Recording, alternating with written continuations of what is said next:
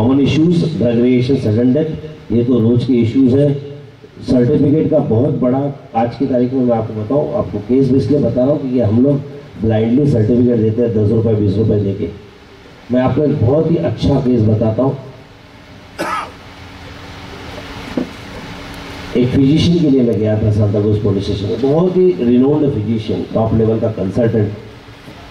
उसके पास एक बंदा दवा लेने गया, 600 रुपये कंसल्टेशन फीस। मैं जीपी की बात कर रहा हूँ, उन्हीं मैं कंसल्टेंट की बात कर रहा हूँ। ये आपके लिए इसलिए बता रहा हूँ कि हम लोग कंसल्टेंट तो कभी कभी सर्टिफिकेट देते हैं, हम लोग तो रोज देते हैं। आप समझ रहे हो ना? तो इसलिए वो चीज़ जो उसके साथ हो सकती है आपके साथ रोज हो सकती है। ध्यान से केस को सुनना, बहुत ही अच्छा केस था ये, हमने भी सीखा उसमें। उस केस में क्या हुआ था, वो बंदा गया, दवा लिया, दवा लेने के बाद बोला कि डॉक्टर साहब मेरे को फिटनेस सर्टिफिकेट चाहिए। डॉक्टर ने एग्जामिन किया, CVS normal, CNS normal, average is normal, RS normal, paper बनाया, OPD पेपर बनाया, उसने फिटनेस दे दिया बिकॉज पेशेंट उसमें 600 रुपये ले लिया। वो बंदा निकलते निकलते बोला कि सर मेरे पास मेरे स्पोर्ट्स के फ्रेंड्स हैं, उन लोगों को फिटनेस की ज़रूरत पड़ती तो आप दोगे क्या? डॉक्टर ने बोला मैं एग्जामिन करूँगा, फिट होगा तो दूंगा, अनफिट होगा तो नहीं दूंगा। वो बोले ठीक है। फिर वो क्या किया, वो बंदे ने हर महीने में 8-10 लोगों को भेजना चालू कर दिया डॉक्टर के पास। डॉक्टर के भी इनकम चालू हो गई ना, 600 रुपये मिलते थे, जीपीस को तो 20 रुपये मिलते हैं, उसको तो क्या 100 भी आए तो दे देगा। 600 रुपये मिल रहा है तो क्यों नहीं देगा? पेशेंट को एग्जामिन करता था, सर्टिफिकेट देता था, फिटनेस फिटनेस फिटनेस फिटनेस। ये सिलसिला 9 महीने चला, करीब 90-100 लोगों को उन्होंने सर्टिफिकेट दिया होगा। 9 महीने बाद एक दिन एक रैकेट बस्ट हुआ, पेपर में न्यूज़ आई कि रेलवे की नौकरी का लालच देके किसी बंदे ने लोगों को लूटा। ये बंदा क्या करता था, पेपर में ऐड देता था और रेलवे रिक्रूटमेंट, लोगों से 50,000 लाख रुपए जमा करता था। जब लोगों ने तकरार करना चालू किया तो 3-4 महीने में इन्होंने एक फर्जी एग्ज़ाम ले लिया उनका, एंट्रेंस।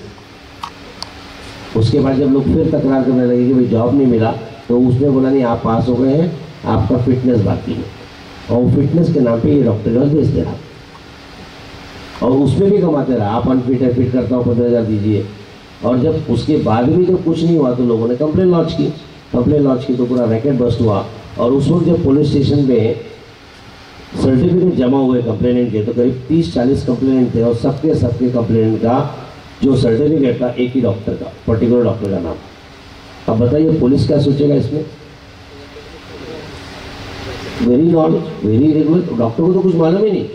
इन्होंने 5 दिन इंक्वायरी किया, उनकी गाड़ी लिया उन्होंने, डब्बा गाड़ी, पहुंच गए उनके कंसल्टेशन में, फुल पेशेंट बैठे हुए थे।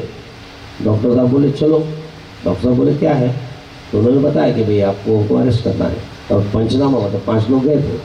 तो डॉक्टर का इमीडिएटली फ़ोन आया हमको कि सर ऐसा ऐसा हो गया। तो फिर जब स्टोरी सुना तो मैं बोला ये तो प्रॉब्लमेटिक चीज़ हो गई है। तो मैं उनको पूछा कितने लोग हैं? तो बोलते सर 6-7 पुलिस आई हुई है। तो मैं बोला फिर आपका अरेस्ट है क्योंकि ये पंचनामा के लिए आई है। और डॉक्टर को बोले कि मैं मेरी गाड़ी में आता हूँ, तो बोले नहीं आप हमारी गाड़ी में बैठिए।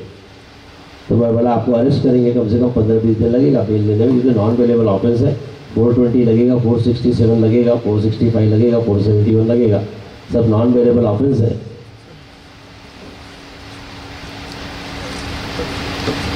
तो बोले सर कुछ भी कीजिए, हर आदमी डरता है ना। तो सी हमारा तो क्या रोज का काम है, so we know every police almost, either of link, कहते डॉक्टर एक दूसरे के लिंक रहते, वो तो डिपार्टमेंट में लिंक का रहता। हमने पता कर लिया कौन था, उससे बात किया। मैं बोला खाली डायरी मत बनाना, मैं आपसे मिलने आ रहा हूँ। डॉक्टर को बाईजत पुलिस स्टेशन देखेंगे, we went to the police station. बहुत अच्छा ऑफिसर था शेख करके, I tell you it is really genuine officer. मैं उनसे बात किया तो उन्होंने बोला भी कि डॉक्टर साहब आपको मालूम है कि आपके फ्रेंड गलत है। मैं बोला वो गलत नहीं है, क्योंकि आपकी उसकी जगह मैं रहता तो यही करता था, आप अगर डॉक्टर थे तो वही करते थे। मुझे भी मालूम है इसको मैं ट्रायल कोर्ट में बचा लूँगा, मुझे भी मालूम है डिफेंस में 100% जीत के आएगा, लेकिन बॉल आपके कोर्ट में है, क्योंकि आप चाहो तो ट्विस्ट कर सकते हो। क्योंकि अभी आपके पास है, क्योंकि इतना है तो आप तो पैरा 34 डाल दोगे, common intention of causing a crime, लेकिन इनका कैरियर खराब हो जाएगा। मेरी जेन्युइन ऑफिसर, उन्होंने बोला सर क्या करना है? बोला फिर मेरे को मेरे डॉक्टर को बाहर लेके जाना है। फिर मैं बोला, बोले फिर मैं कैसे सेफ रहूँगा? मैं बोला मैं आपको बताता हूँ क्या स्टेटमेंट लेना है, आप ये स्टेटमेंट ले लीजिए, आप सेफ हो जाओगे। कार्ड था, मेरा कार्ड का वैल्यू रहता, कार्ड के ऊपर मेडिकल लीगल वर्ड लिखा रहता, इसलिए उनकी हमारी बात करने की टोनिंग चेंज हो जाती। ऑफिसर ने एक पैसा नहीं लिया दोस्त, उन्होंने बिल्कुल इमीडिएटली, लकीली डायरी नहीं बनाया था, ये tone of all the paper, और फिर खाली उनको विटनेस किया government can be proud doctor. मैं आपको ये केस क्यों बताया कि हम रोज़मर्रा की ज़िंदगी में करते हैं।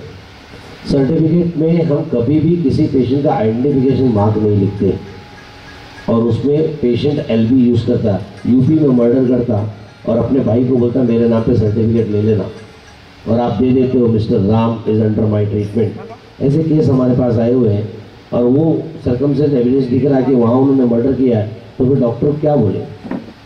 एक छोटा सा टिप देके जाता हूँ कि आप आज के बाद से अगर मेडिकल सर्टिफिकेट दो किसी को भी, तो आप उसमें लिखो पर्टिकुलर पेशेंट का नाम, एक आइडेंटिफिकेशन मार्क, मोल है, स्कार है on right hand, right foot and signature of that patient. वो राम हो, श्याम हो, कुछ नहीं, जिसको आपने दिया है वो जो नाम बोल रहा है वो नाम आपने लिखा कि Farooq, mister Farooq who has got identification mark of a mole on right cheek or whatever having signature given below whatever। तो आप डबल क्रॉस कर रहे हो उसको, एक तो उसकी सिग्नेचर ले रहे हो और प्लस आप एक आइडेंटिफिकेशन मार्क ले रहे हो।